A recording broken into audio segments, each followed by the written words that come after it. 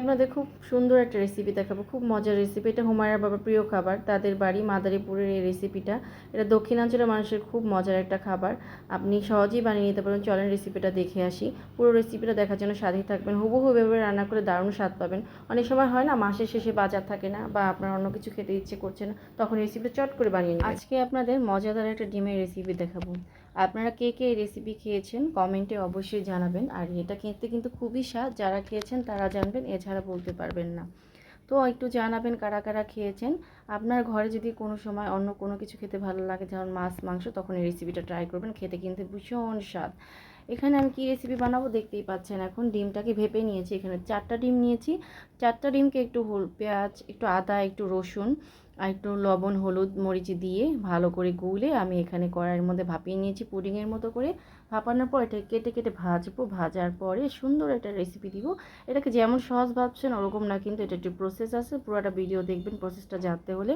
এই প্রসেসে বহু রান্না করলে খুব মজা হবে। এই যে আমি তার জন্য একটু রসুন পেঁয়াজ আগে ভেজে নিচ্ছি কড়াইয়ের মধ্যে দিয়ে, এটাকে ফোড়নই বলে, ফোড়ন করে নিচ্ছি।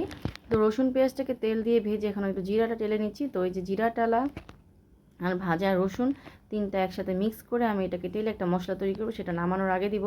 এখানে আমি ডিমগুলো কেটে নিয়েছি চাক চাক করে, এখন এগুলো ভাজবো। ডিম ভাজার সময় কী যে একটা দারুণ স্মেল বের হয়, এটা বলে বোঝানো যাবে না। রেসিপিটা ট্রাই করবেন তাহলে অবশ্যই বুঝতে পারবেন। তো ডিমগুলো একে একে আমি ভেজে নিচ্ছি। ভাজার পর একটা ডিমের মধ্যে থেকে একটা ফেনা ফেনা আসছে, একটা দারুণ গন্ধ বেরোচ্ছে। এভাবে কিন্তু ডিম ভাপা করলে অনেক মজা হয় খেতে, অবশ্যই ট্রাই করবেন। আলুগুলো কুচি কুচি করে তেলের মধ্যে দিয়ে দিলাম ভাজার জন্য। আলুগুলো একটু ভাজবো, খানিকটা ভাজার পর হলুদ আর মরিচ দিব, মরিচ দিয়ে একটু কষাবো আলুটাকে। তারপর এক একে যা মশলা দেওয়া একটু কাঁচামরিচ দিয়ে দিচ্ছি, সামান্য একটু আদা রসুন দিব। পরবর্তীতে ওই ফোড়নি বাটাটা দিব। ফোড়নি বাটাটা দিলে যে কোনো তরকারি মজা হয়, শুধু ডিমের ক্ষেত্রে না।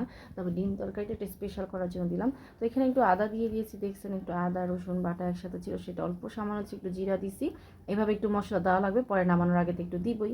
তো এখানে পানি দিয়ে দিলাম পরিমাণ মতো। পানি দেওয়ার পর একটু লবণ দিতে সবসময় ভুলে যাই, একটু দেরি করে দিই।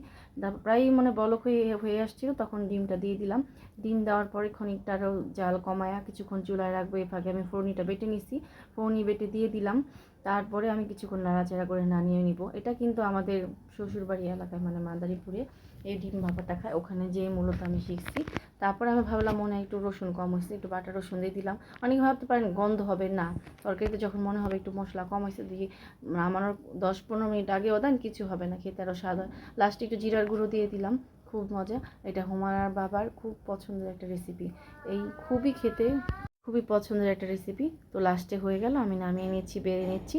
তো ধরেন অনেক সময় হয় না, যে ঘরে অনেক সময় বাজার কম থাকে, হয় মাসের শেষে এরকম হয়, বা অন্য কিছু খেতে ভালো লাগে না, এটা ট্রাই করবেন মাস্ট। খুবই ভালো মজাদার একটি রেসিপি, খুবই মজাদার সুস্বাদু। জানাবেন কমেন্টে।